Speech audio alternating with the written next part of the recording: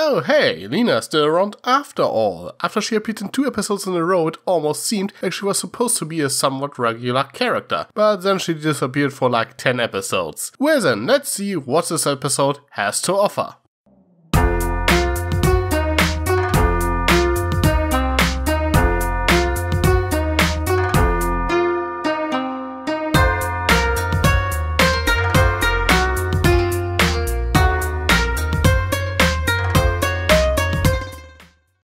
Okay, maybe it's just me, but I would have liked to see that adventure with a giant beanstalk, and how they got that treasure. Just seems like it would have made for a very fun episode.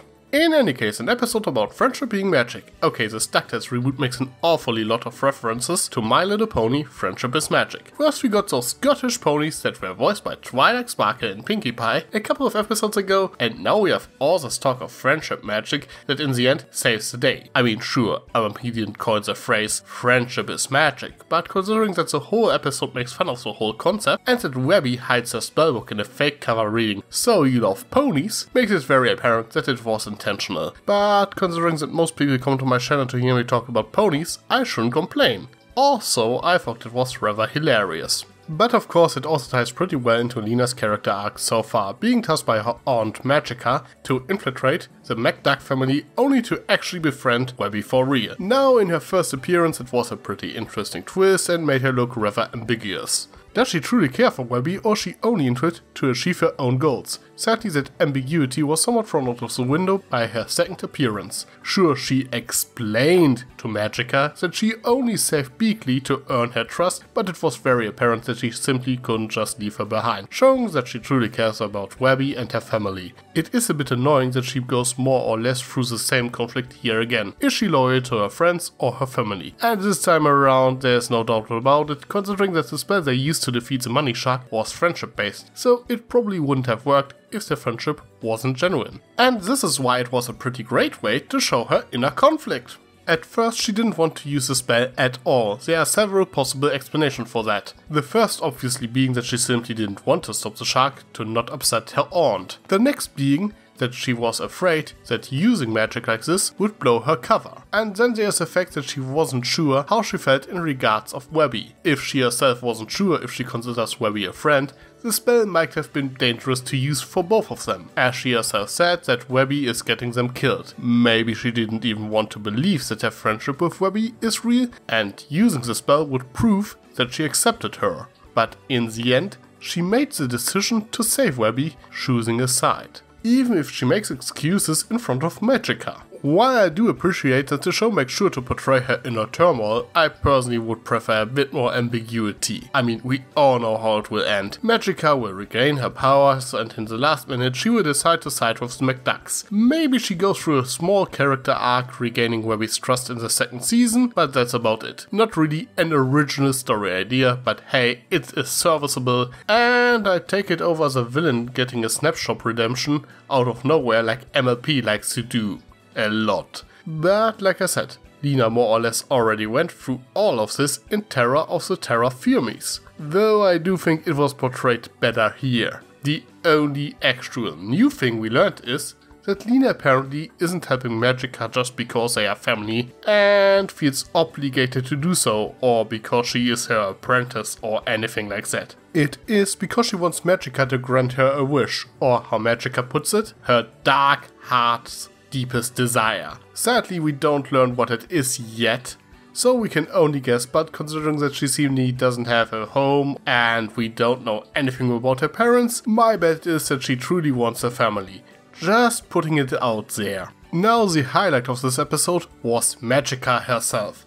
While she did appear in 2 episodes before, she hardly got any lines. This time, however, she was allowed to showcase her personality, and oh boy, she is a treat. Energetic, evil and fun. You can see that the animators had a blast animating her shadow. This episode doesn't show too much of her though. We only learn that she needs Scrooge #1 dime to unleash some magic. We all know that she wants the dime. It's what Magica always wants. But it is the first time it was mentioned in this show, so that was rather neat. She also has a past history with the McDucks. Now, this is just my guess, but I wouldn't be surprised that she is not Lena's literal aunt, but more like her great aunt or something like that, and the idea is probably that she wants Lena to resurrect her with the dime. At least the latter seems to be the implication, as she seemingly can't take a physical form. The most likely scenario is that Scrooge defeated her at some point in the past and Lena called upon Magica's spirit to get her wish granted. But yeah, the most important thing is Magica is fun. Most of her lines made me chuckle and she's over the top evil to boot. I can't wait for her actual return. The B-plot was also rather good. Scrooge being confronted with the fact that his adventures cause harm was a rather funny idea, and unlike the whole superheroes in danger so they save thing we see rather often lately, it makes more sense here as Scrooge doesn't have to go on these. He is just doing them for the thrills. And I really like the joke that he is being accused of caring more about his wealth than the citizens of Duckburg, while his wealth is transformed into a literal money shark attacking the citizen. And I love how those citizens are collecting his money, including the Beagle Boys and Glomgold. Now I had some of my friends commenting that they wonder how the money he lost in this episode will affect Scrooge in future episodes. Probably not much. At worst, Glomgold is temporarily the richest duck in the world. They were seemingly under the impression that Scrooge lost all of his money in this episode, but the money shark was not really big enough to comprise everything that is stored in the money bin, and even if Scrooge still owns several companies, real estates and so on, not to mention that he stores some priceless artifacts in his house as well. And in the modern age you can't hoard all of your money in a money bin. So yeah, even if Scrooge were to lose all the fortune in his money bin, it would probably not ruin him, only cost him his title, and it is played for laughs here, so I wouldn't expect any serious consequences. With that being said, let's wrap things up.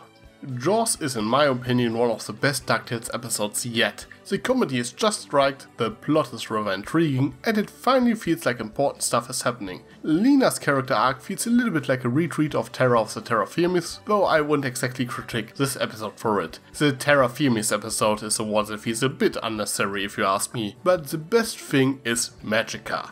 She hardly did anything yet, but based on her showing in this episode, she is a runner-up for my new favorite cartoon villain. But what about you? Did you like this episode? Anything that bothered you?